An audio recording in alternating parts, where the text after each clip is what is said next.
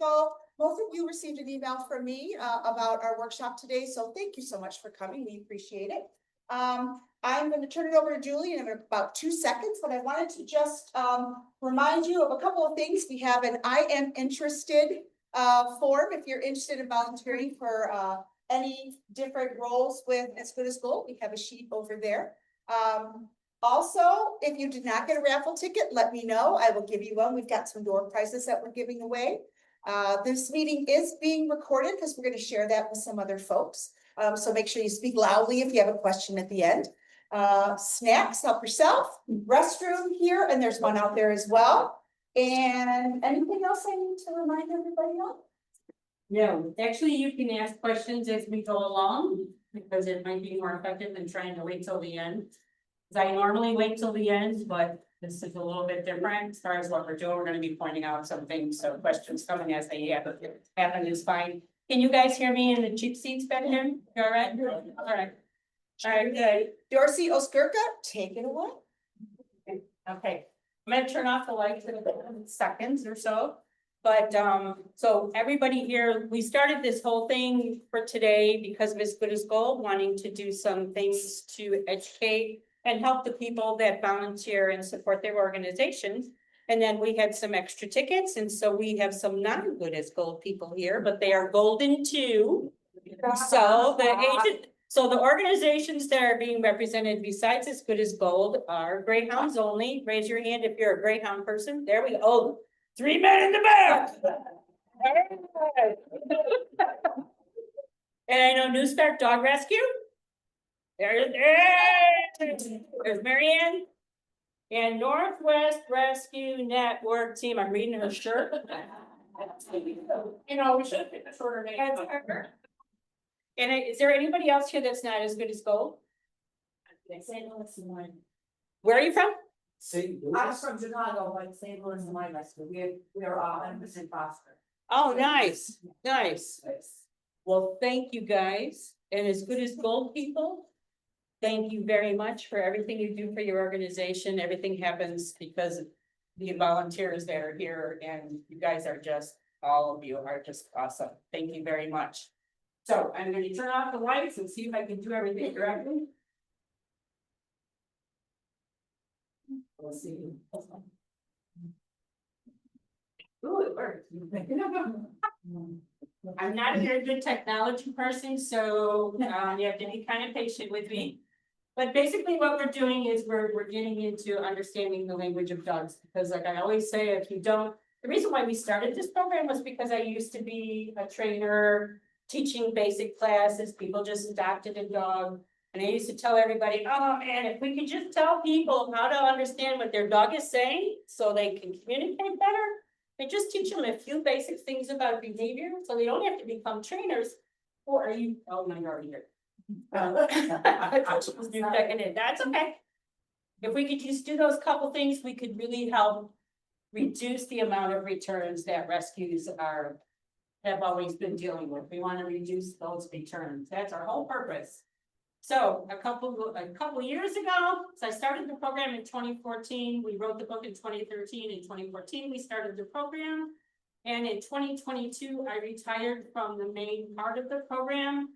So the in-home trainers and everything are through our local affiliates that are licensed to be able to present our program, but they are individual corporations on their own.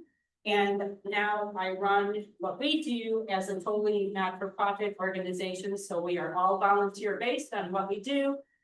We also offer training for a lot of the dogs that we don't charge some of the rescues for, depending upon what's going on. So you can always feel free to contact me if you have a behavior problem and you need a little bit extra help. I can definitely help you towards your goals. Okay, so. Oh, she can. Okay, so don't say anything yet. You can read the second line. Oh, all right. You can read the third line. Wow, you guys either had some good language lessons in school, or you? So, everybody that can read the first line, tell me what it says. Bingo. Understanding the language of dogs. German, French. I'm going to teach you guys how to speak dog. Because like everybody else in this room, we all go like, huh? I mean, some of it I can go comprende, that means understand, I'm not that dumb, right? I can figure that part out. But the rest of it out, and the second one, that must be dog. So, but the first one at the top, and I'm Polish, I have no idea. So that's what we want you guys to understand is when we bring dogs into our home. Understand that this is a foreign language that that dog is trying to understand from us. So it's what we're doing that we need to understand how our bodies, what we're doing with our bodies are affecting the way that they're listening to and understanding what we're saying. So it's complicated, but it's cool and it's fun to learn. And I'm just gonna take you through like dog 101 today. So understanding the language of dogs, they use calming signals. These are things that they do the way that they talk to each other. The way they move their ears, the way they move their tail, whether it's high, whether it's low, whether it's tough, whether it's swishing loosely. Or, you know, they just do a shake off like they're totally wet. These are all things that are letting you know, hey, I'm kind of uncomfortable with this situation. Let's talk about it. Or don't do anything else because I'm still worried about what's going on. Head turning away at the bottom, that's one of the big ones you see when you go to take a picture of a dog, they never look at the camera, they turn away. Because us coming up to the dog like this with our camera, they're like, whoa. That's invasive of their space. So that's why these things happen. And it's helpful for us to understand. So dogs also can signal not only that they're afraid, but they can go up that little ladder of talking to us, they can go up that little ladder a little bit and start to do things that are letting us know, hey, I'm gonna warn you. One more time you do that, okay? So those are threatening signals. Dogs only do that at the very, very last resort. I've told you 150 times with my voice, how I'm barking, how my head is, how my body is. I keep telling you, don't come forward and you keep coming at me. Now I'm going to have to growl, snarl, snap, bite. But before they get to that part, they're trying to let us know that they're stressed out. So some of the things that we do that dogs consider threatening, look at them. Bending over our dogs, don't we all do that? Oh, you little sweetheart, right? Or we call our dogs to come. And as soon as they come towards us, we bend over and then the dog does a drive-by. Because we bent over, we put pressure on them to stay away. So that's the second one, yeah, leash pops, we see that all the time. Stay close to me, stay close to me, and the dog's like, this is not fun, not having a good time out here. All very stressful stuff, using a very tight leash. This is one of the major reasons why we see dogs become reactive on leash, because get a brand new dog, comes to your house, they're all excited, ooh, I wanna go say hi. And we're all worried as new people, so we tighten up the leash. Soon as we tighten up the leash, the first thing the dog goes is, uh-oh, something must be wrong. And you're also eliminating their ability to get away from something. So now you're putting them in that part of their brain that goes, uh-oh, warning, something's going on here. So we want to always try to keep those leashes loose, slack, and don't pull back and don't tighten up. Our instinct is constantly, dog starts barking, we start wrapping that leash around our hand like this, right? We all do it. I've done it. You gotta stop doing stuff like that because it doesn't help the dog feel more comfortable. And that's only going to fuel their fear, which is going to fuel the reactivity that you're seeing at the end of the leash. So direct stare at a dog. It's very common for us as people. Hi, my name is Julie. Dave, hi, Dave, nice to meet you. If we were dogs, this would be totally impolite, right? It would. It's totally impolite. Dogs never go straight up into another dog's face and say hi, because the other dog will go, oh, I don't think so. That's not the way to do it. But we want to start understanding how our dogs perceive our bodies and what we're doing. So, these are some of the things that dogs do that are threatening signals. So here's what I was talking about, big eyes. You know what I mean? You see the dog and they're just little, right? Yeah, that's it. Just don't come closer to that dog. Hard staring. That's that. I see that a lot when you see dogs that are really stressed out. I'll look at the raised ears, head, tail, weight on the front legs. If the dog's really truly fearful and wants to get the heck out of there, the weight's on the back. Like, get me out of here, and they're pushing back. But dogs that are like, I'm warning you, don't come any closer, their weight's on the front. You can see that real tightness in their chest and everything when they're on their front legs. That's definitely okay. Don't get any closer. And the lips puckered forward. Top lips, lip, can't even say it. Top lip lifted, that's a tongue twister. When dogs show all their teeth, that's kind of like the polite way to say, hey, don't do that anymore. So when you see two dogs interacting with each other and they're showing all their teeth, that's kind of play stuff. You know, it's not the aggression stuff. The aggression stuff is when the lips are real, when it's tight, and then you're just seeing that little pucker. Because it's ineffective to bite if all my teeth are showing and my mouth is open. That's an ineffective way to bite. Very effective way to bite is if my mouth is tight and I can just go in and snap. So those are some of the things that our dogs do. Damn, I love this picture on. Isn't it perfect? It's like John over here, right? John, right? Dave, well, see how good I am?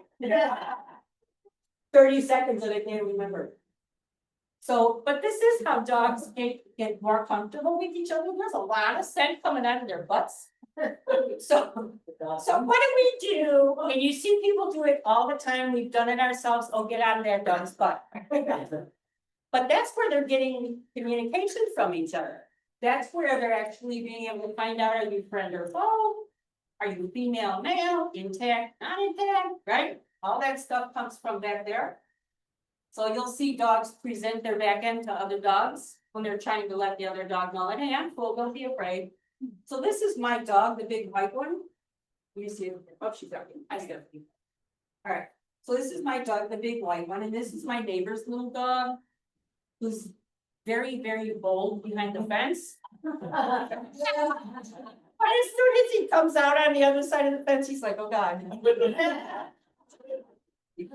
So Bristol is one of those puppy mill mamas.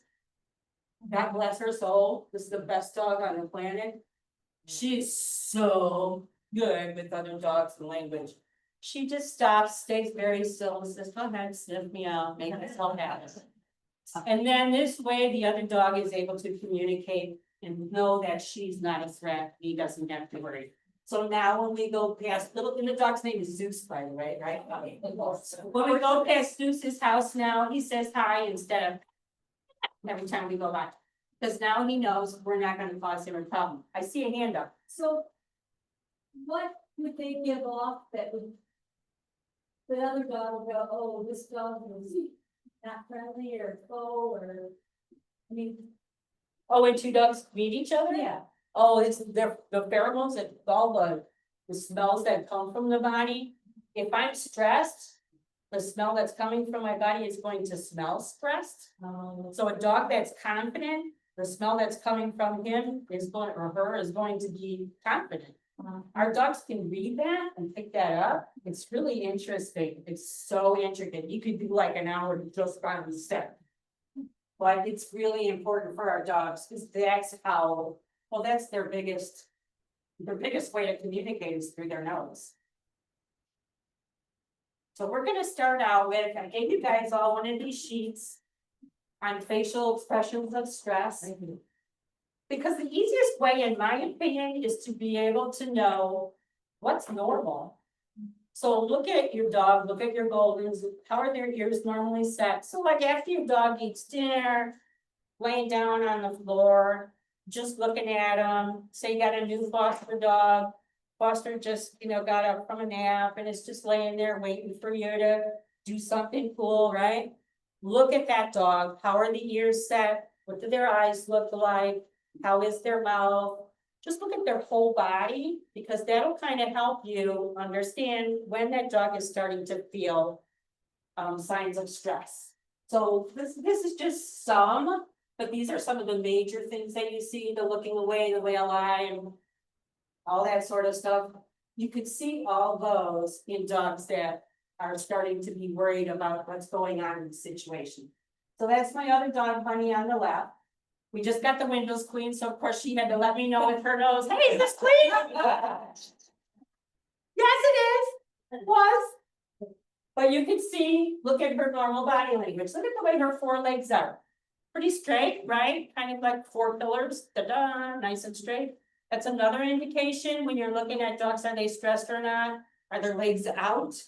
Or are they straight underneath in front of them?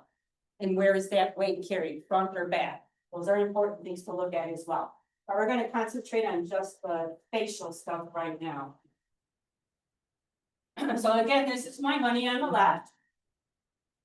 So look at the way her face is on the left. Look at her ears. Nice and, perfect position. Not back, not forward. Her mouth is slightly open, relaxed. Her eyes are nice, soft but almond shaped. Look where her 2 front feet are, straight underneath her, right? Now, picture on the right. This is my dog learning how to be afraid of a thunderstorm from a new dog that is afraid of thunderstorms. So that happens, right? Yes. My husband was sitting, that's my husband over there, he was sitting in a chair over here. And the dog, Honey, just went up on the couch to get away from everybody, because the other dog was pacing, panting. She's like, I gotta get that guy. So she goes up on the chair, and my husband, God bless him, 40 years, 35 years I've been doing dog stuff. 35 years I've been shoving stuff into his brain. I said, Honey, what are you doing? Why are you petting the dog? He goes, she's afraid. I'm just helping her feel better. Here's the key. He went and sat up next to the dog. Dog didn't come up next to him. There's your number 1 problem.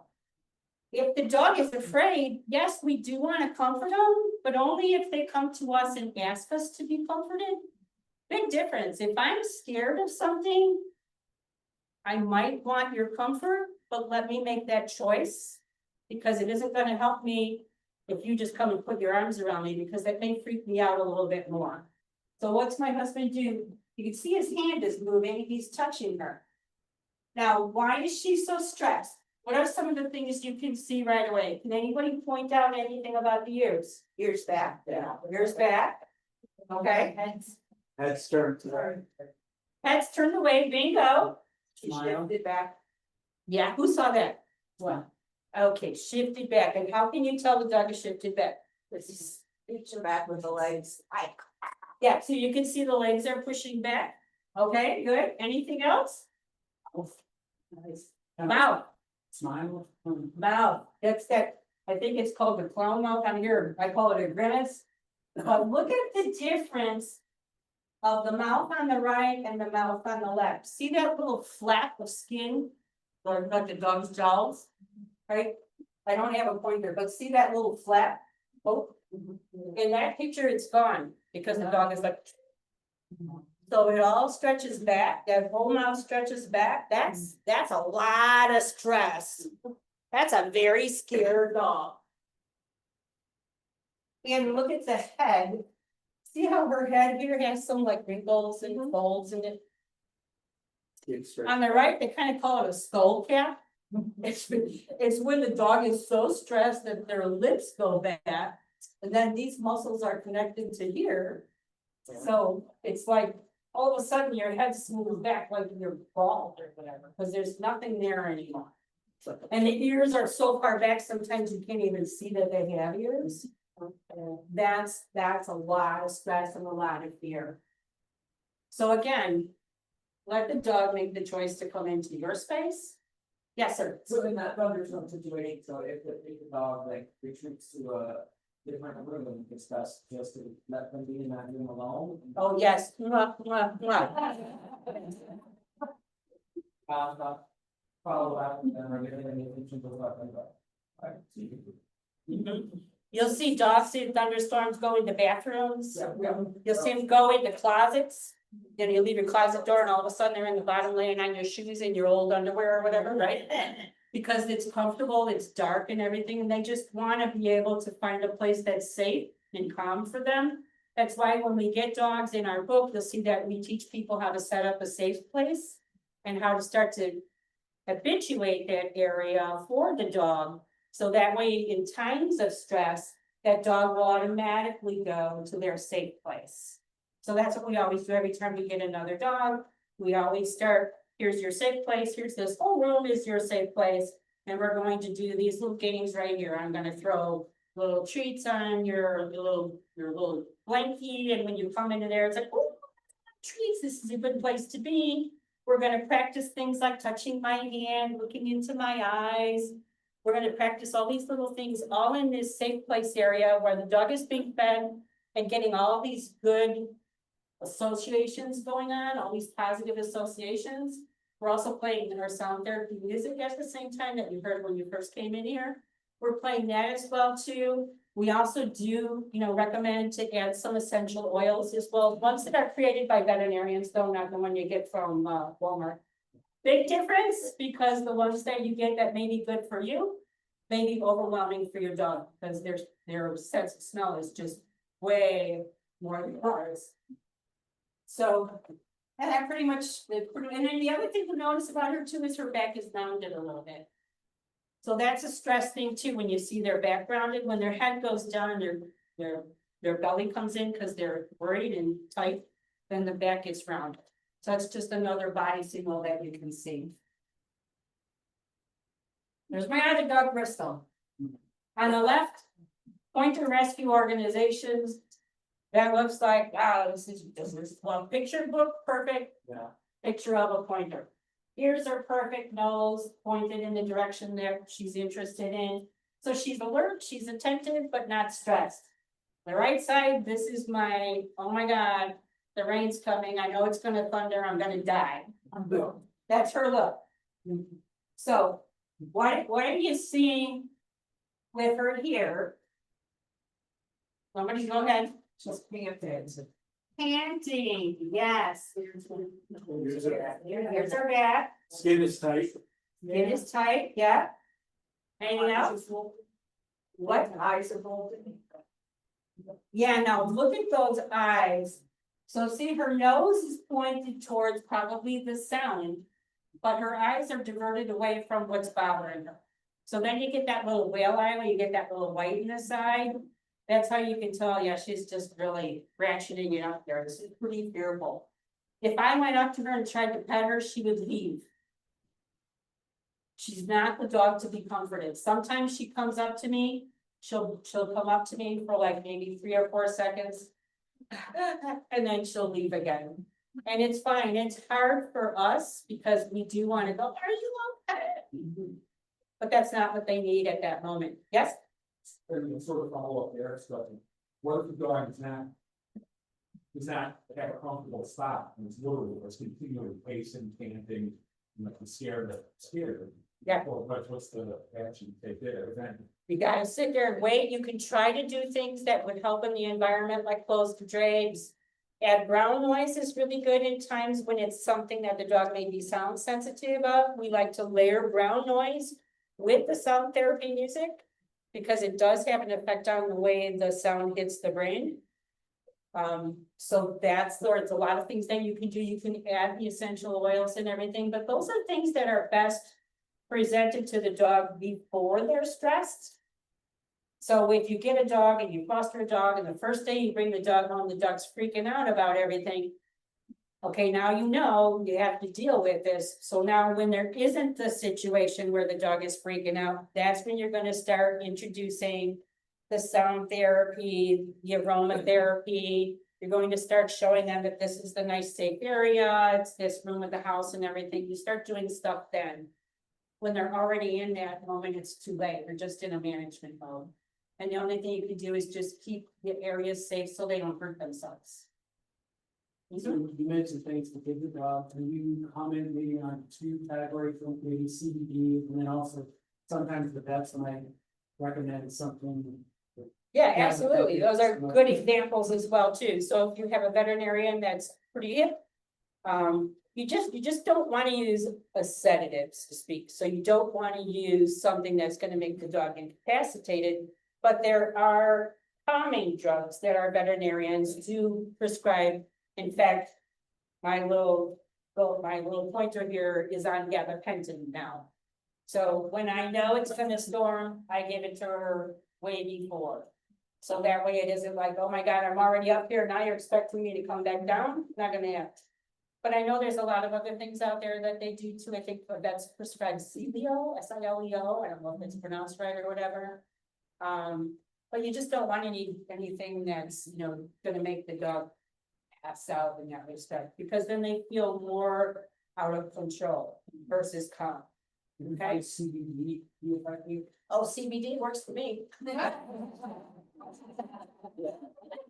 Actually, the next level up works best for me.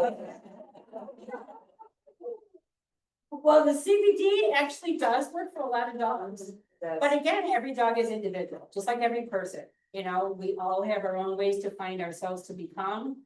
Our dog's the same way too. Some feel better with one thing versus the other. The other thing with her too is look at the tension in her shoulders. That's a lot of muscle tension, and her feet are pulled in and tight. If she's in a sphinx position, she's like ready to just get up and dart, because if that thunder hits, she's out of there. So those are things to look at, and the other thing is when the lips are all pulled the way back. Look at how her you can almost see like they're stuck to her teeth. Yeah, it's just because she's even dry mouth too Yeah. from the stress. So this one I showed before when I did a virtual for his goal a little while ago, and this is one of the things that I showed, because same dog. Wow. This is the dog in the foster home, and the dog on the left, the picture on the left, same dog, was alert and a little bit worried because of the cat. But good foster home, look, and she's making sure that the cat and the dog can't interact, okay? So good foster home, but the dog is comfortable. You can see the body position is on the side. Dogs do not lay on their side if they're uncomfortable. So if you're out walking your dog and your dog looks like it's gonna get worried about the neighbor kid or whatever, please don't put your dog in a down. That's very stressful, because now the dog doesn't have any choice. You know, just move out of the area is less stressful for the dog. Well, look at the whale line on that dog. So look where the nose is pointing. The nose is pointing towards the dog, the door where the veterinarian's gonna come in, because this dog apparently has been to the vet before, didn't like it. You can see the right ear is alert and listening. I'm gonna wait for that door to open. That left ear is pulled all the way back, as you can see how it's underneath, it's even like the collar is coming up. And the mouth is clamped shut, because it's really tight, and the dog is in there. That sphinx position kind of thing, because it's ready to get up and run. So that's a lot of stress. So thank goodness, this is a good foster. She told the vet, you know what, not today. Yeah. Not today. And a lot of the vets, the fear-free vets, they won't push your dog either. They would rather have you come back on a day, and then maybe they will prescribe trazodone, or maybe they will prescribe, hey, why don't you come in and do some wellness visits, where you just come into the clinic, throw some food around and leave. So the dog starts understanding, oh, when I go here, I make cookies instead of every time I go here, somebody's sticking something on my butt and giving me a shot, right? So we want to make positive associations to help those dogs feel more comfortable. Julie, and then you talk about when a dog puts itself in a down. Like, so when I'm doing like new dogs, they're like straight on meats. You know, sometimes I'm like, okay, well, then they're making themselves smaller for the other dog. Versus like, when are they doing it in a, like a non, like, good, word on it, so they're, you know, like, no, not stress. It's another aspect of this, thank you, yeah, where they're being submissive versus just being like, hey, I'm okay. So when you're looking at dogs that are voluntarily going into a down. It can be sometimes because the dog is really afraid. So they'll do almost like a pancake. Where they just flatten out. You'll see a picture coming up of one like that. So they'll almost do that. But then she's talking about, what about the difference when the dog is just like, oh, you're a little bit worried? Cause my big dog, when she meets littler dogs, she'll lay down. Because she can see that the little dog's all freaking out, so she just lays down and goes, go ahead, fall on top of me. I am a good dog, I'm not gonna hurt you. So to answer her question on how can you know the difference, you have to start looking at the whole body, not just one piece of the puzzle. It's not just the laying down, it's like, where's the legs? Are they out and loose, or are they tucked and tight? Then you'll know the difference whether the dog feels like it's being forced, or it has a fear response. Or is it something that the dog feels, just like, yeah, just go ahead, sniff me out, okay? All right, and this is my best friend Liz's dog. Liz Mishima, for people that know her. This is a shepherd that she rescued last year. Got the dog from German Shepherd Rescue, but actually found on the streets of Chicago, went into CACC. Thankfully, they called German Shepherd Rescue, they picked up the dog, somebody else fostered the dog and told her this is a great dog, you gotta have the dog. Absolutely a great dog. So that's him on the left, you can see nice, beautiful shepherd face, eyes, everything is beautiful, picture perfect. On the street, I can't even imagine. Here's the same dog who doesn't like thunderstorms as well. And not so surprising considering he was found as a stray on the street, right? I'd be worried about a thunderstorm too, maybe I won't have a roof over my head. So you can see what he's doing, the same thing, the ears are back and everything, but you can see how. With the shepherds, they keep turning their ears because where's the noise coming from? So he's in that alert pose. And you can see his lips are but look at his tongue, they call it a saturating tongue. Because it gets so big, but it also gets this cup in it, so it looks like a little spatula. That's a really stressed out tongue. That tongue is like, I'm really stressed out, but look at his right paw. It's on his mom's lap. Oh, oh. Are you gonna keep me safe? And so he feels better because that's his safe place. When he's close to his mom, that's his safe place. So you can see with his lips as well too, he's pretty much telling us what's going on. There's another shepherd mix. But we've got a lot of stuff going on with both pictures. The one on the left, dog's pretty relaxed. And the ears are back instead of straight up, just because the dog's probably looking at the person cueing the dog. Oh, look, I'm gonna take a picture. This is so cute. My grandchild with my dog. This is great. So you can see, but look at the way the dog's body is. The way to shift it on the left, so the hips are out. If the dog was stressed or anything, there's no collar, there's no leash. He could definitely get up and move. He didn't. He's very happy.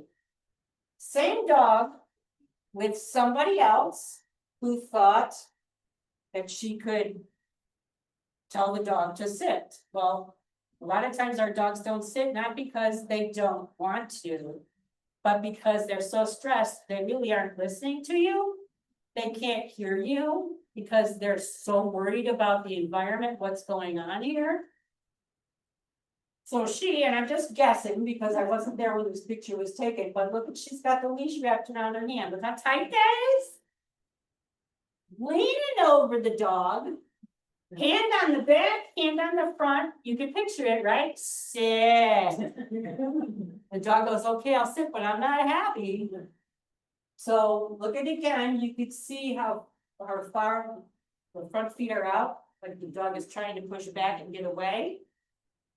And that tail up. That's not normal when a dog's sitting down, they're usually sitting on it. But that dog's got that tail up, just like, this is really not a fun position for me. Eyes are almost shut, blinking, shut. Ears are so far back, you can't even tell it's the same dog on the left. Look at the tightness in the face and the jaw, and that big tongue flick. Those big tongue flicks. Sometimes they're fast and short. But when they're like this, it's like, yeah, this is a very stressful situation for me. So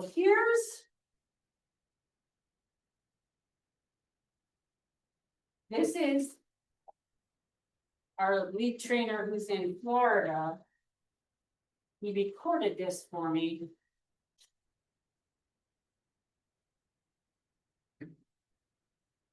You know, by language, stress signals.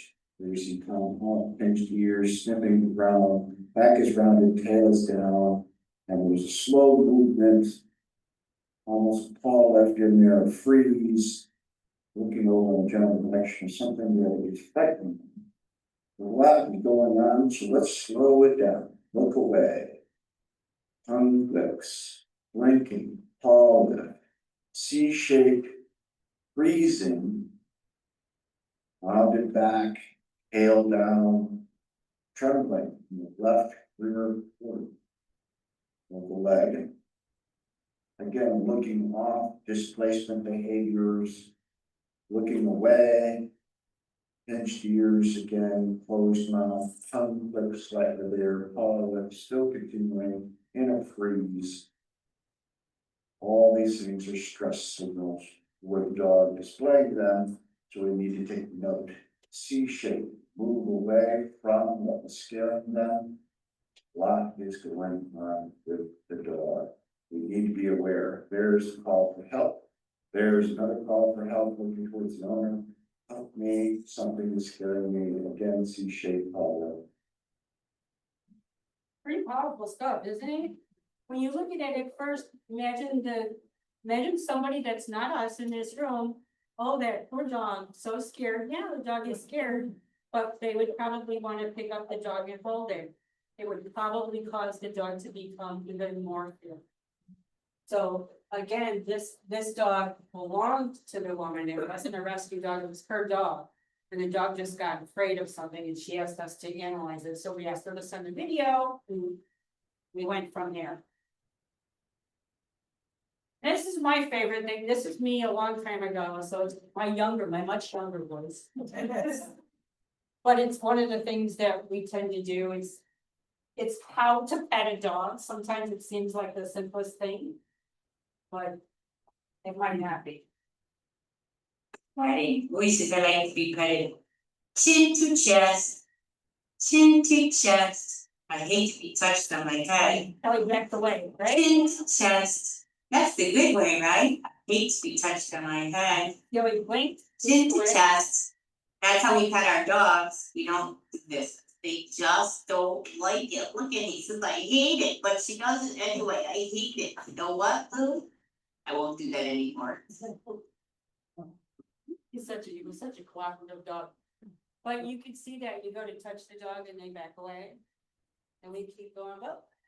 Let me touch you. And we see that with little kids all the time, because every time I'm out walking the dogs, there's always little kids with their parents. So can we pet the dog? I always say yes, but let my dog make the choice whether she wants to come up and say hi.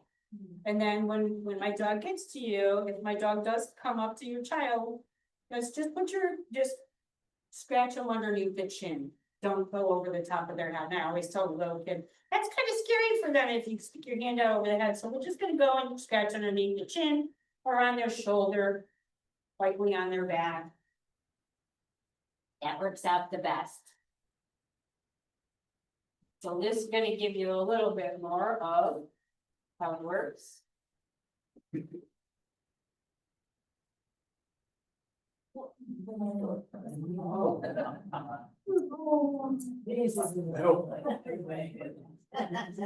Doug said, cut it out. I'm trying to tell you. It's sticking your hand in there, lady. I'm trying not to bite you, but keep it up.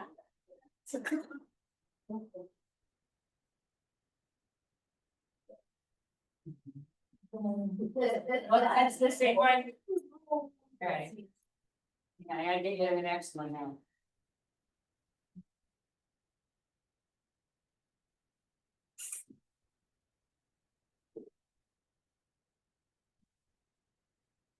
We're just teaching the dog how to accept hands coming towards you. She have a clicker. Yeah, she's not using it right now. Oh, okay, But yeah, that's what you're saying from her up here. yeah. So what she's doing is just basically classically on the conditioning the dog, not to classically condition. She's just basically showing you that I'm going to present the food to you, I'm going to touch you, I'm going to take my hand away, then the food away. Important process, food, hand, take the hand away, take the food away. There's another way to do it too, but this is the best way to just start out. Isn't that Pavlov? It's either Pavlov or Spinner, right? Pavlov is the kind. Like this one or the other one, it's one. Oh, it's the other one, yeah. Okay. The technology sometimes, there it goes. But that's exactly how you wanna do it, so you wanna present the food first, then introduce the hand, take the hand away, then take away the food. Want to see it one more time? Is it so simple? But same dog, same time frame. Food, hand, food. 1, 2, 3, 4. See? 1, 2, 3, 4. There you go. There's the steps. 1, 2, 3, 4. Okay. Got that one in there. All right, go to the next here. This is again, does the dog want to be? Okay, we're trying to find out if this dog really wants to be petted or not. So this is Catherine, she's petting Honey, just for a couple seconds, and then she's gonna stop and take her hand away. And we're gonna wait and see what happens. We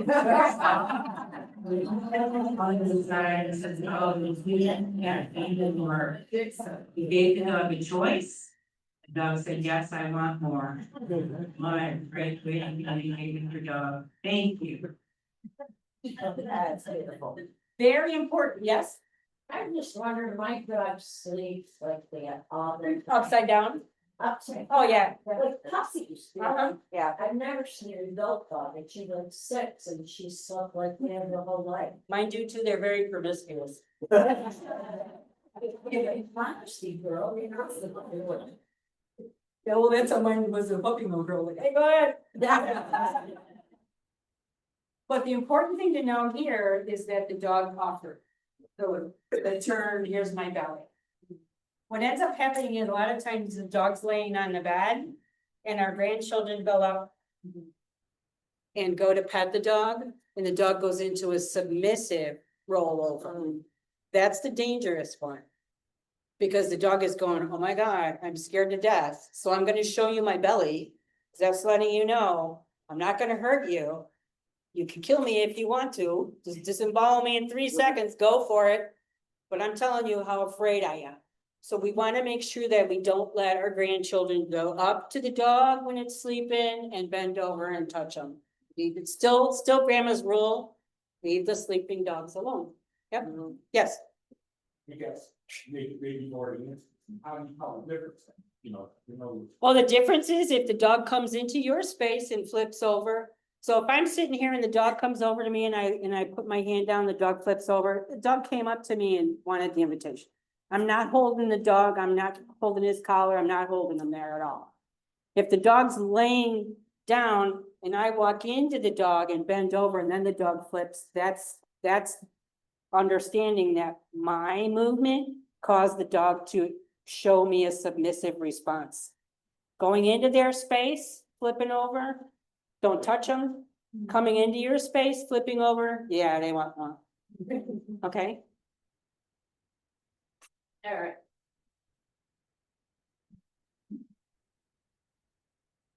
All right, so now we're gonna get a little bit of how to greet dogs when we're standing up and everything. Sideways is always best because it softens our eyes, number one, so if there's.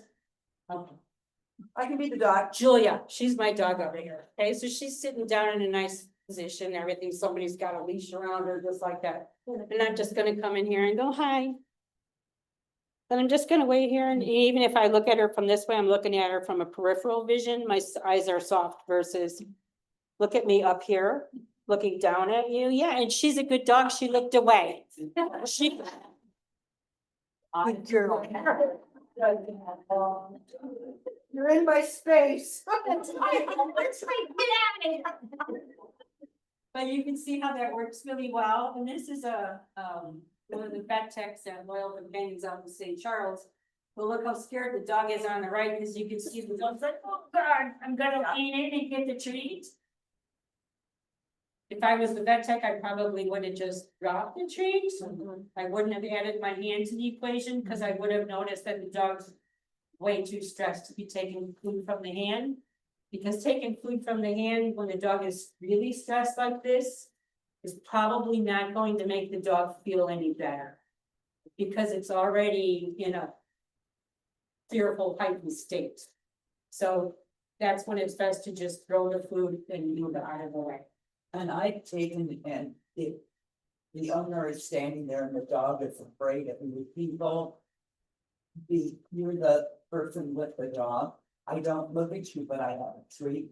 And or don't look at the dog and give you the treat, and you give the treat to the dog. And I. You meaning the dog's owner or the? Yeah, the dog's owner. Yeah, because the dog is comfortable. Yeah. No, the dog, I'm the new No, no. person. If you're the owner and you're the one feeding the dog, the dog's comfortable, Right, then that's yeah, fine. but the- Because then you're presenting the food to the dog in the presence of the stranger that the dog's fearful of. Without the stranger sticking their hand Right. out. Yes, Right. much better way to do it. Yeah, and if Absolutely. you do that enough and the treats are good enough, the dog will eventually go, wait a minute. Every Goes time from he comes here over, to there, Yeah. to me, let me cut out the middleman. yes, And they will cut out. the absolutely, because they're really smart at figuring out how this works. Yes, and you put the treat out, they may take it and go back to their owner, but that's fine, you still have to hook it. Exactly, exactly, no, that's very good. So again, this is Dr. Jenny Wallen on the left, she is now at Orange Show Animal Hospital. She's also with Peaceful Endings for people that need to euthanize their pets for old age or sickness or whatever, so that's Dr. Jenny Wallen. And this was one of my Dobermans a long time ago, and you could see the fear, Jenny knew right away. I'm bringing these two dogs in together because they were bonded here, they were 8 years old or something. So she immediately, when she came in the room, she didn't even look. She just had the food bag and she was just dropping treats as she was walking away. So they could come in behind her because she was in front of them, so she wasn't looking at them. They could come in behind her and grab the treats and start to feel a little bit more comfortable about this place. We didn't do anything at all that first day. Except just kind of look at them from afar. The dogs trusted me enough that I could actually lick their lips so she could see their teeth without her touching. She never touched them. I did all the touching. That's a good vet. Our dog has a issue where he has to have enzymes. Can't really have. What could be icebreaker for the dog? Whatever is the most exciting thing for that dog, could be a ball. It could be a toy, it could be, scratch and leave it change. Whatever the dog finds most valuable, because a lot of dogs are not food motivated. Of course, I have a hard time understanding that one. What the heck? But sometimes they're not food motivated because the treat is too low value. Right. That could be it, and then also the fear could be too high. So it's a combination of both or one or the other. So this dog on the right, too afraid. One of those dogs that would bolt if a car backfired, dog would be gone. And I don't care if you're tied to the dog, you're going with the dog. Because it was a Doberman, so it's pretty big. So this vet is Dr. Daly from Donata here in Lee. And Dr. Daly would see Milo in the car. In the van, because he was always comfortable in the van, so he never had to come in. The one time he had to go in for x-rays. She gave him the knockout stuff in the car, and then we put the stretcher underneath him, moved him in. Got everything done, moved him back out, woke him back up in the van. Totally stress-free. Yeah, worth every penny and that's not an expensive clinic to go to either. So accommodating to people with pets that have some behavior issues. And this is my friend, Dr. Jenny Walland again, so you can see on the left. A lot of vets are just like, or people just get your dog out of the stand here and stay there. So they lean over the dog and you can see how he's starting to go into that pancake thing. So the legs aren't straight under him anymore. They're all like, oh my God. They're gonna take the floor out from under me. The track door is there. I know it. Right. I'm gonna go down and look at the whale eye. Look at the ears. You can't even see the dog has any ears anymore. But look at the back legs are way the heck out. Same day, all she did was loosen up. She loosened up the leash. She stood up. No stress, no pressure over the dog. And then she just held the treat up there. Would you like the treat? Bing. It takes 2 or 3 seconds to get the reading on the weight thing. Now you got a dog that's happy, much better. Will be a much better client going into the examining room when he's got a treat going in there versus the one on the left. You stay still. We don't want to do that kind of stuff. So it's that bending over and holding on that causes the dog to be stressed like that. Yeah. Same dog, boy, same veterinarian. Disengaged on the left. Engaged on the right, disengaged on the left, get me the hell out of here. And on the right, it's like, oh, everything is all lollipops and rainbows. Look at this, I got trees and look at the veterinarian. She's not looking into the dog's eyes. She's looking at the dog's nose and the trees. So again, a fearful dog, you either avert your eyes by standing sideways or you look at their nose or under their chin. Try not to make that direct eye contact until they begin to trust you.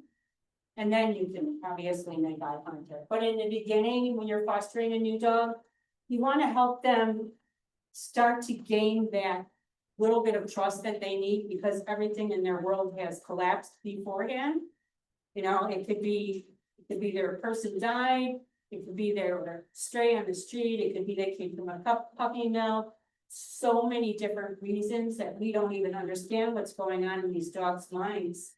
Especially the greyhounds, I mean, what they've gone through, so if they're coming from people that raised them, oh my God, now they've got to go into a family. They don't even know how to do stairs, windows, mirrors. Everything is like, what the heck is that? Never experienced what are normal dogs that are raised in a home. So again, hunting dogs, same thing. They don't know about stairs. The pointer I rescued, she can't do stairs. She's not physically incapable. It's just so frightening and terrifying for her that going down into a basement looks like I'm never going to come out again. And going up into the bedrooms upstairs, yeah, she's all on the same level. And he has been together for a year now. And still, I don't care how many cookies you put on that stair, I ain't doing it. I ain't doing it, that's it. And I would not carry her up there because what's the point? Yeah. She's happy and comfortable on the first floor. Yes, I wanted to adopt a dog I could sleep with. No, I've been sleeping on the couch downstairs with her since. Why she has you trained? Yeah, well, she was so sick, I didn't want to leave it alone, so, but now I'm like so comfortable on the couch. I was gonna stay there. But the big difference with the dog on the left, see the tile tuck, see the back and everything, the ears. And look at the one on the right, so much more relaxed, the whole body, the tail, everything is so much more relaxed. So this one has a lot of things about signals in here, this is a class that, this is one of the classes that we did when we first started. Doing our pilot program for our classes, there's 4 units that are in the class. Christy's been teaching it since we put it together. This is Christy, by the way, she's one of our trainers. She's fabulous, absolutely fabulous, I love her, she's just great. But this is the stuff that we're doing in the class to teach people in a classroom situation how to understand the language of their dogs, how to communicate with them and how their body affects them. So you're gonna see, these are 2 volunteers that were with This is dog Chaz that was from West Suburban Humane Society, because we were taking dogs from different shelters and rescues and saying, hey, can you have volunteers bring your dog? We want to see if we're doing everything right and everything, so they gave us this dog Chaz, because they said he's not adoptable, because when people come into the shelter, he goes to the back of the cage and he won't make eye contact. 4 classes with us, he got adopted. Because what he ended up doing after this class, people would come in, he'd come right up to the front of the gate and going, I know what I do for you. If I touch you, you'll give me a cookie. And what does the adopter, or the potential adopter do when the dog comes up and touches him? He likes me. We don't care that the dog is looking for treats. We want to get that bond started, and that's how you do it, by just letting the dog know that, you know what? If you go towards people instead of away from them, your chances of getting adopted are gonna be so much better.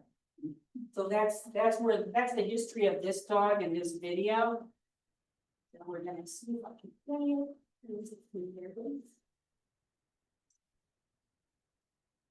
And we are using the computer, we're trying to teach people this stuff. Did you take all? That was quick. These ones are together.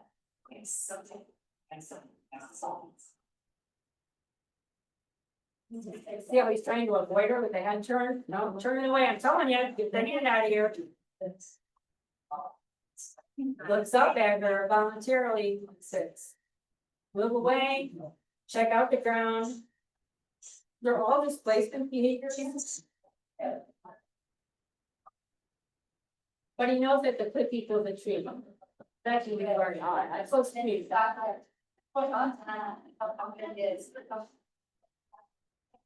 Oh.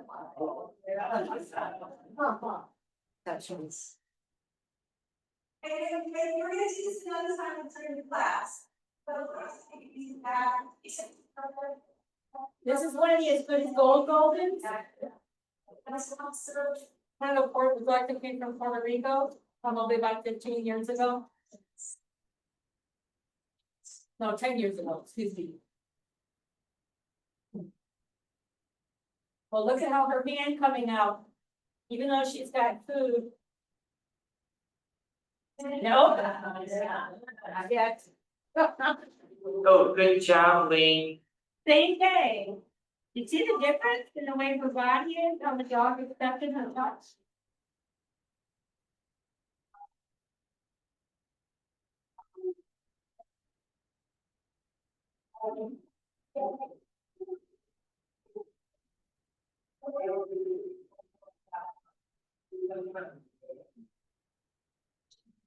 I'm gonna stop it there.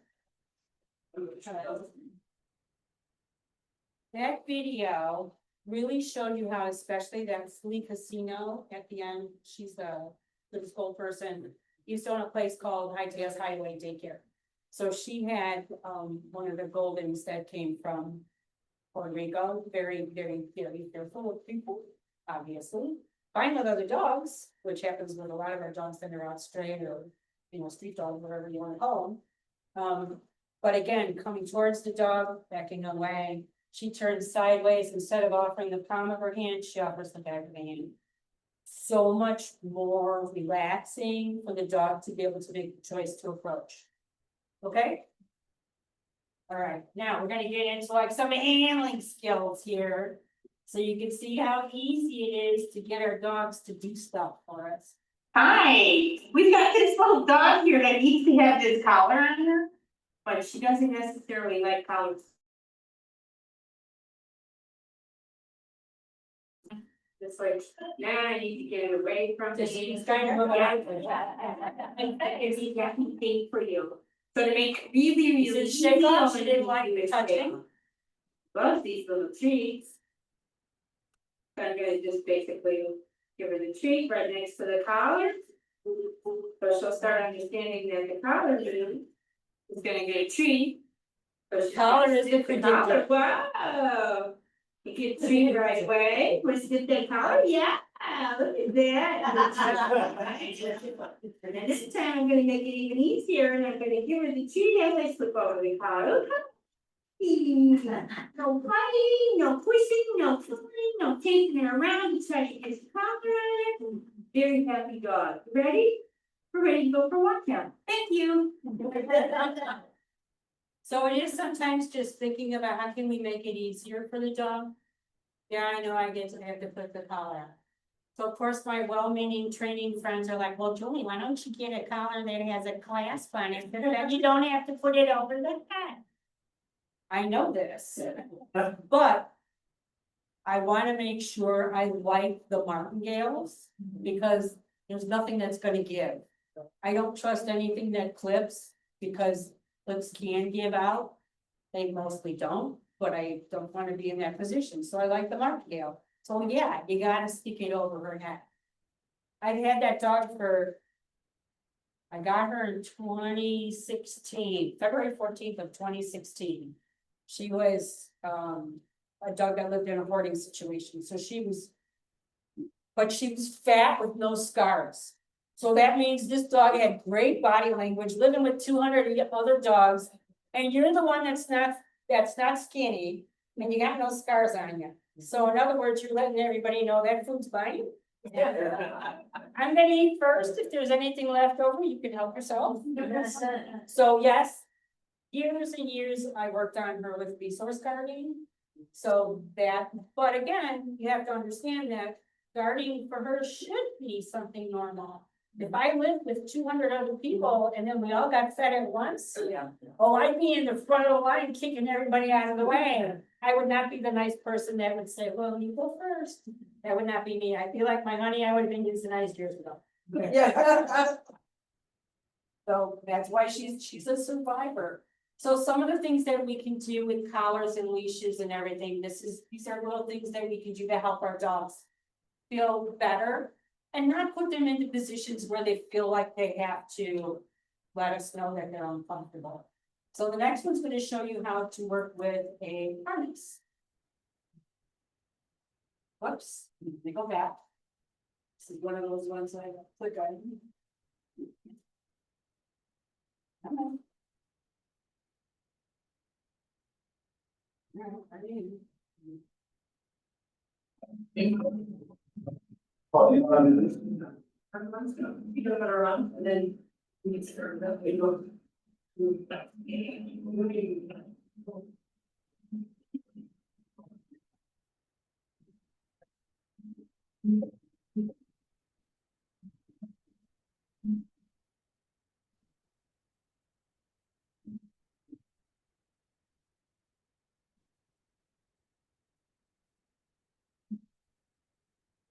Well, obviously you can't do that with a dog that's been starving. You know, not the time to be doing it. But we're trying to help this dog just get the harness on and make it nice and easy. So of course, my husband goes, ew, I had the peanut butter on my walls, and I go, well, think about it, you got a refrigerator. So we put it on the refrigerator, a little Windex and a paper towel, it goes away. Some people use Mickey masks where they're just like little masks that you can buy, they got these little holes and kind of like ridges in them. And you can smear it with peanut butter. You could put that on a table or on the floor, and while the dog's looking at it, then you can put their harness and their leash on and all that kind of good stuff. Cause you're getting the dog, oh, here, she's got a Mickey Mac. See, she comes with her own Mickey Mac. I don't think any of us brought peanut butter squirt sheets for you. But see, this one has like those little thingies that you could stick onto a bathroom wall or any kind of a surface, like a refrigerator it would. This would be good to use in your bathtub if you're trying to get the dog into the bathtub or into a shower. You know, they could go in there and they could start licking it, and then you could do whatever you need to do because they're engaged. And then they're also feeling a lot more comfortable about what's going on. I can handle you brushing me if I can keep licking this peanut butter. So it works really well. I think I saw somebody trying to grind a dog's nails. And she couldn't get the dog to sit still. She put saran on the head. That is awesome. I would be worried though with the dog right now, it's the butter that. So I get it, but I wouldn't do it either. no, there are definitely other ways to do that a little bit more safely. Okay, so definitely never punish a dog for growling. And People do it all the time because we feel helpless, we don't know what to do, and we feel like if we don't do something. We're just letting the dog get away with it. But the dog's only growling because it's at that point where it feels overwhelmed. I don't know what else to do. I was speaking in my library voice, but nobody was listening to me. So now I need to amp up the volume. Now I'm getting her attention. So that's when you start to get that growl. That growl is that first warning sign. I don't want to bite you, but I'm really very unhappy right now.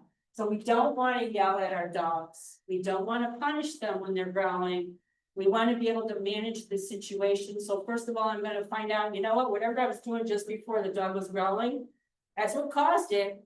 So I'm not going to do that. But if I need to do that, then I'm going to have to work on how do I present this to them in lower levels so they start to get used to it. And that's when you're talking about counter conditioning, desensitizing the dog. I don't like being touched. Put the brush near me, I'm gonna growl at you. Now I'm gonna put the brush on the floor and I'm just gonna put candy dog candy all around. You know, little bits of cheese or whatever, and the dog keeps going up to the brush and going, well, this brush pays off. Now you pick up the brush, still don't touch the dog with it. Toss a treat to the dog, put the brush down. You're going in little approximations to what you want the end result to be, which is actually brushing the dog. So you don't go from step 1 to step 2, here's the brush, here's some food, now I'm gonna take it and start brushing you. Not gonna do that, we're gonna make it really slow, so the dog starts to gain confidence that it's not afraid that you're pushing them. But every time that brush comes out, good things that are happening. So I like this, you don't wanna stop a dog from growling because it's like taking the batteries out of your smoke detector. House is gonna burn down, because you didn't wanna hear it. You didn't wanna hear the thing letting you know, and trust me, I've taken batteries out of my smoke detector. Cause you know how you cook and you go, screw it, I'm gonna get rid of it. Bad idea. So we're gonna look at 2 very interesting resource gardening. So this one on the left is a foster home. The dog in the right side bottom, that's the resident dog. The dog in the back left, that's the new dog, okay? So she just got this dog as a foster 2 days before they sent this to the foster home coordinator, because this foster said, I don't feel right about what I'm seeing. And we're gonna show you what we're seeing. Oh.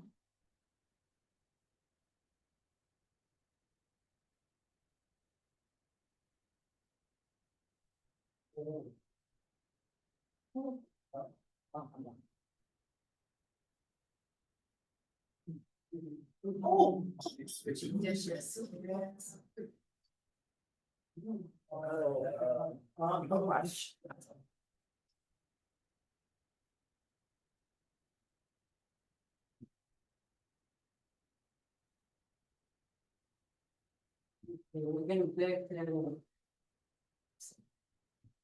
We're gonna back that up. And we're gonna go through this a little bit slower, because I want you to see, I want everybody to tell me when you would go, oh, let's see.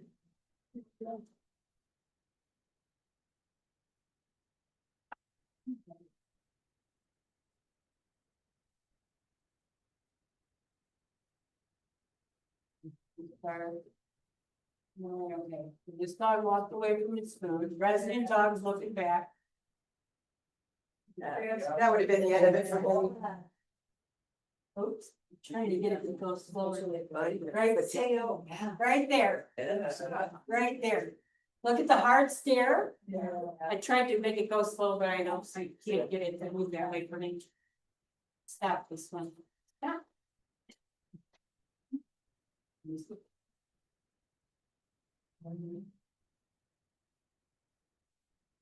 Okay, you should be able to get it now. Watch the dog on the right. Here's the new dog. Look at the tail. Look at the tail. Look at the eyes. Look at the head. Like, what are you going to do? This is like, what are you doing? Okay. So what's going on is thankfully good foster home. She called in a full professional, she called in her organization, Point Rescue Organization. They have, foster mentors, which a lot of you guys have, I know it's good as school, they have something like that too, I don't know if you call it the same thing. But new fosters can go to a more seasoned foster to talk to and say, hey, this is the dog that you gave me and I'm having this trouble or whatever. So good for the foster, but what's the biggest thing that we could have done to prevent this? Right. On the same page. Okay, wait, one at a time. Not even in the same group that I get. Oh! Say it again loud and proud. Not even in the same group. Oh, hallelujah. We do not need to have our dogs eat side by side, because that's what people think they need to do, because that's gonna prevent them to resource farm. No, it's not. No, it's not. So definitely not feed them in the same room at the same time. And then obviously after 2 days, there's way too much interaction. I don't care if they're nice dogs or not, so these dogs had several fights. Before they got to the point, so thankfully they kept calling and asking questions, but there were several fights because that's how it started. So it already started out on a bad note. Yeah. So now you've got the new dog going, you know what, you're a jerk. And this dog, the resident dog goes, what's my house? I know what I want. You're just here temporarily for me. Yeah. So that's what's happening in that one. Any questions on that one before we go to the next? Nope. And this next one.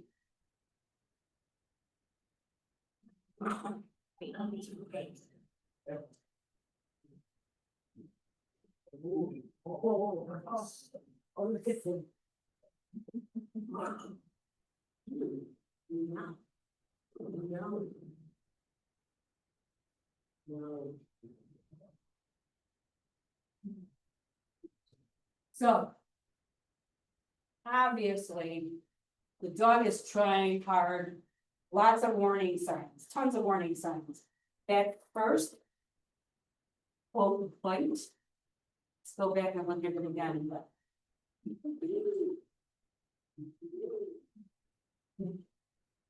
So, okay, so point it out, how would you feel? If. How would you feel if the room was dark, you were laying in bed? Lights are out and somebody comes in tippy toe. Good morning, how are you doing? Is this kind of creepy?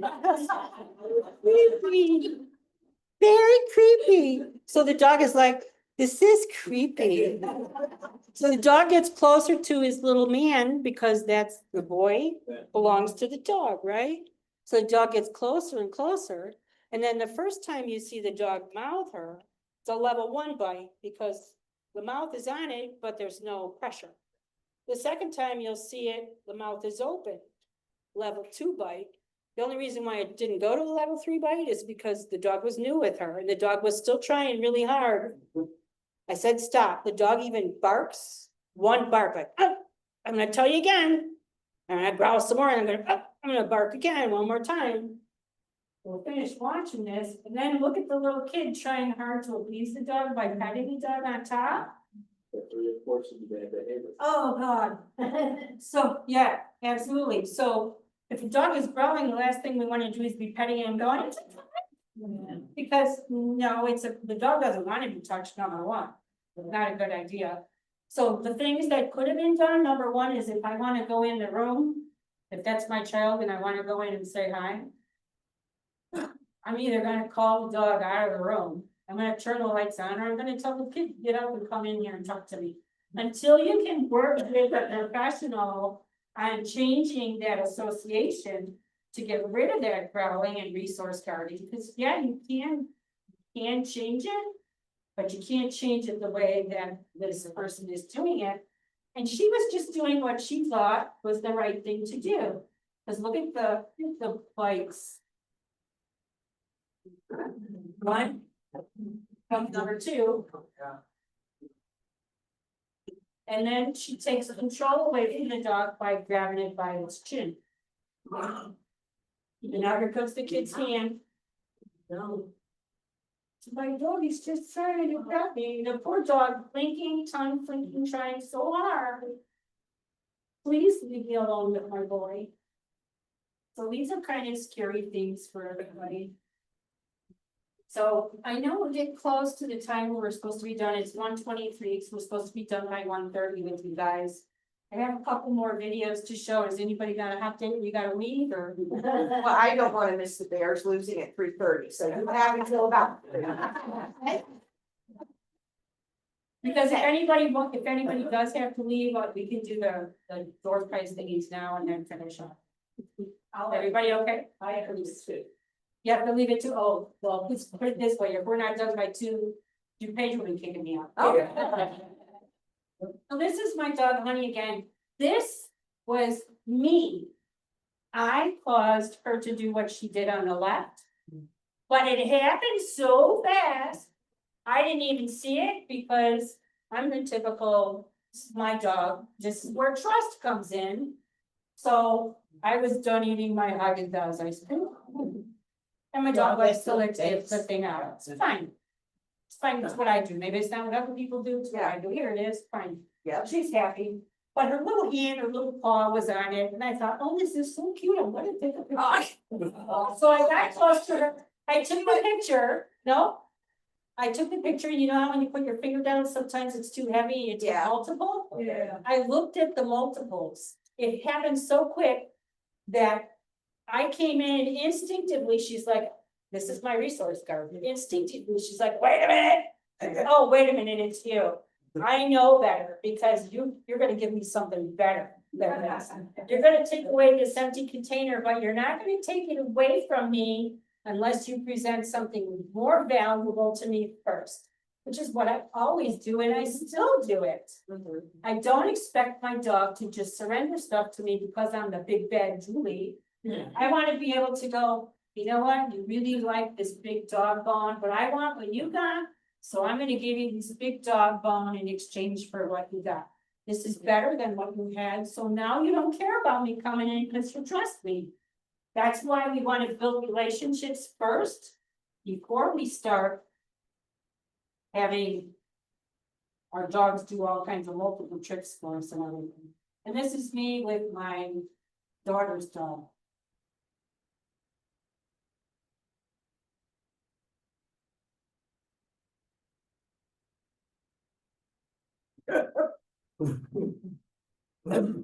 Yeah, important stuff.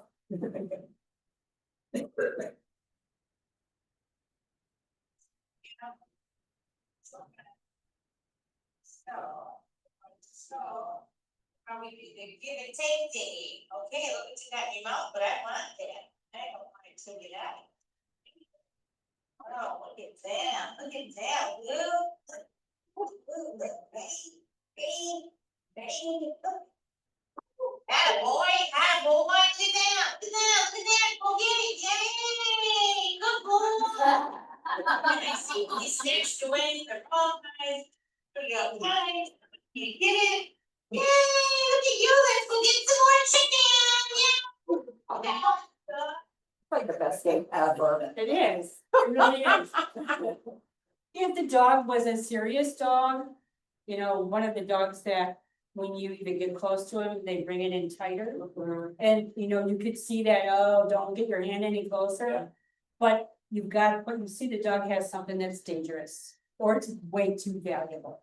If it's just a dish towel, fine, rip it apart. I'm not gonna cause any problems over a dish towel. But if you've got, something that's going to kill you, like a battery, I think those are dangerous with a dog, something that could actually hurt the dog. I think I had one come in carrying a butcher knife. Oh, there you go. So definitely your dog has something, you know, you need to get it away, but the dog is definitely not one of those dogs that's ready to give and take thing. Then what I do is I do it from a distance. The dog's over there, throwing him treats, then throw it so it doesn't quite go to the dog. So they have to start coming towards the treats, leaving the object behind them. And then I'm throwing out the door, everything in my hand, shut the door. Dog's out in the other room, behind the door. Now I can go in, safely snatch what the dog had, no conflict whatsoever. So you wanna get the dog out of the equation if you've got a dog that's got some. What do you do if the dog's on a leash and you're out walking? If there's resource guarding when I'm out on the leash, Right, it's grabbed something out of the grass that is Oh. dangerous. happens to me every now and then, yes. Yes, actually, it does happen to me quite a bit. So what I have done is proactively taught my dog that when I say spit, spit. She's gonna spit something out because she's gonna get something from my hand that's better. That's proactive.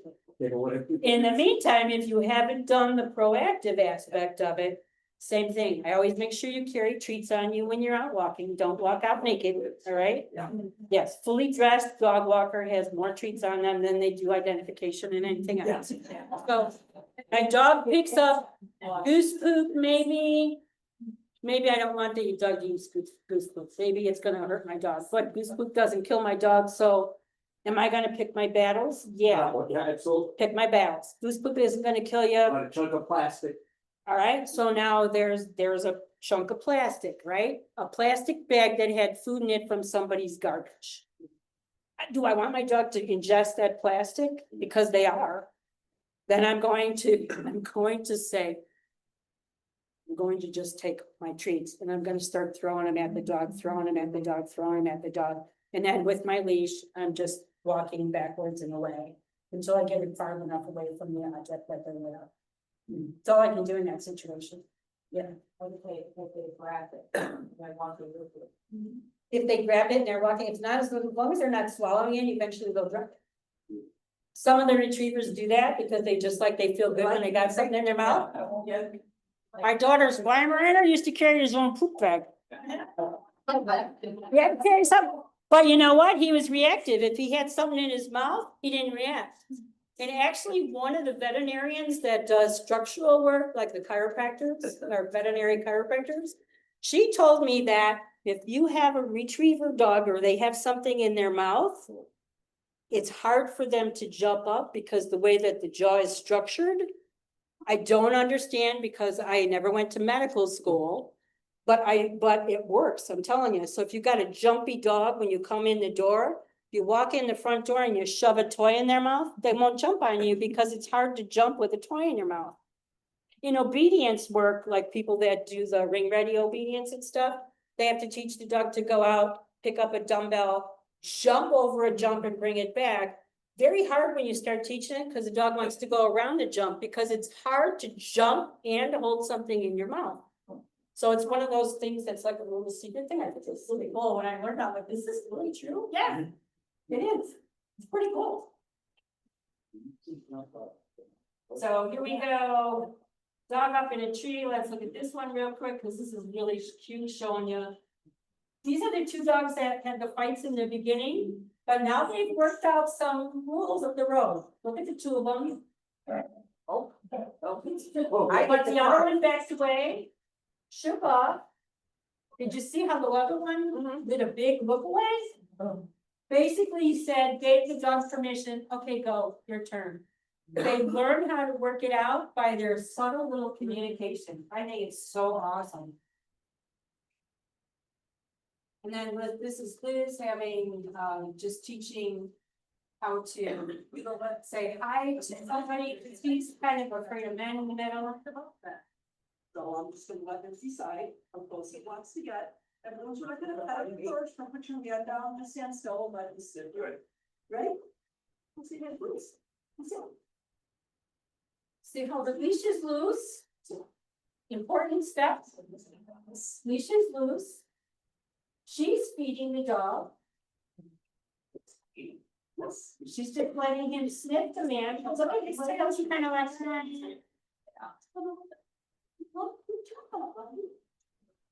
Like I don't really trust him, but this is okay. She's just letting him kind of work it out.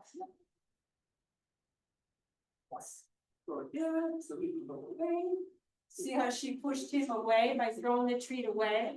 By throwing the treat away, she's taking the pressure off the dog. She's not luring the dog toward the man. That's the main thing. She's not holding the treat game. Look, he's nice. Look, he's nice. Here, and then give the man the treat. Here, hold it for him. That's my husband going, I don't think so. Yeah. Doesn't even say at the beginning, am I gonna have my fingers on? Maybe. Maybe. Yeah, maybe not. So again, she let the dog make the choice, but it was a all loose leash. That's really important. This are two people. Oh, yes, she got it. Good. Yeah, but what using your hand? That, especially the one, she's got a vice grip. I think it's because they're so thin. I don't think they've had enough nutrition. Right. But you can see how my guests are good guests. They're sitting down, they're turned away from the dogs. Because we had them for probably about 2 weeks at this point. And all we wanted to do was let them know that when people come around, chicken's gonna fall from the sky. That's okay. But you know, it's gonna try to do anything to you. You're not gonna leave with them, right? It's gonna be fine. Okay, so now we've got, this is the last couple videos that I have for you, are dog meeting new dog using fencing. Which to me is one of the easiest ways, unless you've got a dog with barrier frustration. Then it's different. We don't have dogs with barrier frustration. The dog on the left in the little blue harness is a brand new foster. Not even a year old, but terribly unsocialized, under socialized. The dog on the right is Nelson, the St. German Shepherd. Super confident dog around other dogs. Very, very appropriate. He could be the dog that a behaviorist would have to assess other dogs and to teach dogs how to speak appropriately to other dogs. That's who he is. So if you watch what he does, it's pretty cool. So this is the first reading. So you can see he had his head down low. And he's in, okay. And that's my dog coming in there, don't you wanna smell a pointer instead?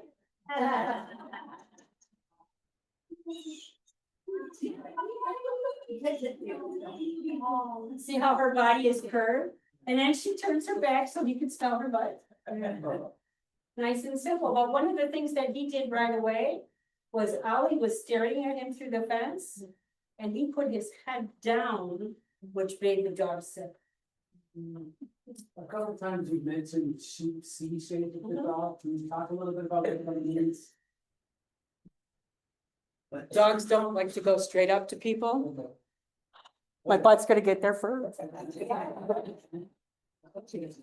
was the most exciting part of my day there. Is it a positive signal? Yeah. Is it a stress signal? Yeah, it's like, I'm friendly, Okay. and I'm letting you know I'm friendly. So when you see the dogs do that, it's so, you'll see Ollie do it in the next one. Now, this is my dog, look at how she starts. Yeah. Go ahead and spin in my butt, because you're on the other side of the fence. Get it over with. I don't have any problem. Watch her face too. It's like, I know he's back there. Yeah, he's back there. I'm gonna blink a little bit. I know, yes. Let him know, okay, everything's fine. Watch Nelson's mouth. No.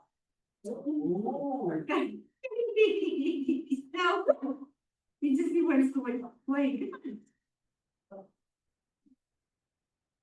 And you see how Ollie moved away and started doing this little curvy thing back and forth, letting him know, I'm sorry, I'm a jerk. He's trying to do. But I don't know what to do. I don't know exactly, I don't know what to do. He puts his little body in a little curve. And the big problem is the leash. See what happens again. The leash restricts the dog's ability to move, so Ollie can't even communicate with Nelson as good as he wants to. And that little snap of Nelson's, that was Nelson's way of being able to correct Ollie for being rude, because he was pushing his face right up to him and looking at him in the eyes. And Nelson was saying, you know what, you're a little punk, And you don't know how to speak to dogs that are bigger than you. Or dogs that you don't know, you just met me, you want me to be my friend, let me tell you how we do it. And so that's what he did, everything with his body. There could be, you could write a book on everything that he did with his body to let the other dog know. Well, this is the third time around, and then we were, after the third time. We were in watch the difference in Ollie already, look at Nelson too. Nice and relaxed. Nelson turns away. Ollie says, yes, I know how to speak to you now. Look how nice and relaxed Nelson is. Look how the play bow, and then the play bow was like the invitation one. Yeah. We can't be friends, but I'm still kind of worried, so I'm gonna stick the ground off that. Beautiful communication they had together, absolutely beautiful. So this is the end, we're at the end now, so I'm happy we're not too far over. But this is what we want, when we get a foster dog, when we get a new dog, we all wanna take our dogs out on walks. We wanna be able to meet other dogs in the neighborhood. Do we? The two. We do, the dogs, the people are really. Yeah. The two Goldens in the middle are brand new members of your group, and this was taken a couple days ago. Because he's out socializing his dogs every morning by doing all kinds of stuff. And we took a long time to meet them. We would see each other from across the street, and as we'd see each other from across the street, we go, do your dogs want to say hi? I go, not today. Feed, feed, feed, feed, feed, feed, feed. Goldens go away, food goes away. See him the next day, every morning, 7 a.m. You want to say hi? Nope, not today. Feed, feed, feed, feed, feed. I did that for probably a couple months because the yellow dog on the left can be unpredictable. So I want to make sure I have a lot of money into that trust account. I want to make sure that that dog knows that even if that dog does something she doesn't like, everything's fine. Because there was so many treats ahead of time. Well, this is exactly what we want, and that's how our whole program works. So you guys all have books and all that kind of good stuff. It's really helpful because I want you guys to understand this was me. Many, many years ago, obviously. But it was actually. What were you smoking? Boy, I used to be hot, yeah. Well, I said, what were you smoking?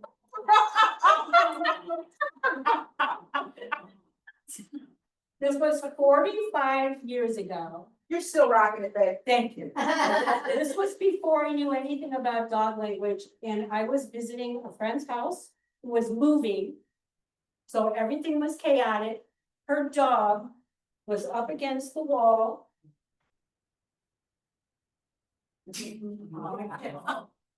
And this is me.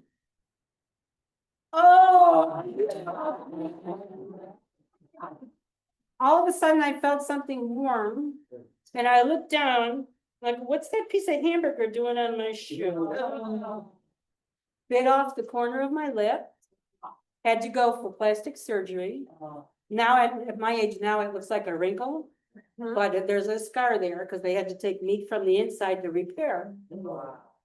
All because I was inappropriate. I decided to approach a dog at a time when the dog was extremely fearful, when I would have just known what you guys know before and after today. I could have saved myself that bite. I could have also saved that dog from having another bite on its record, because I wasn't the first, I wasn't the last.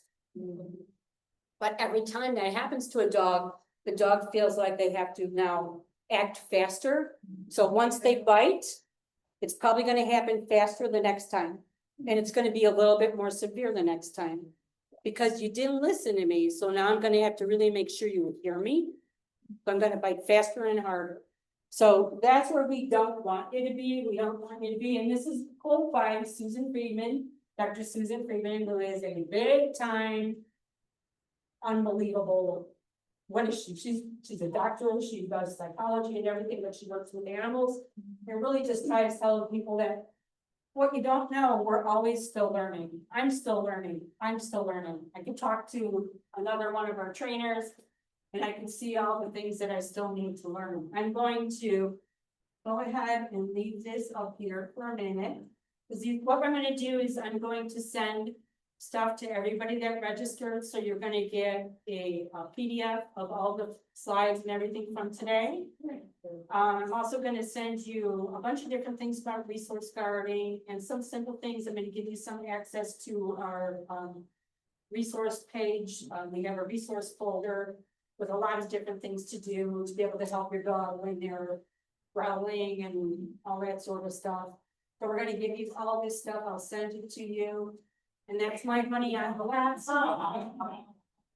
So, Julie, I'm going to, before anybody goes anywhere, Julie, before you do that, can I just make an announcement? Yes. first of all, if we could just give Julie a round of applause.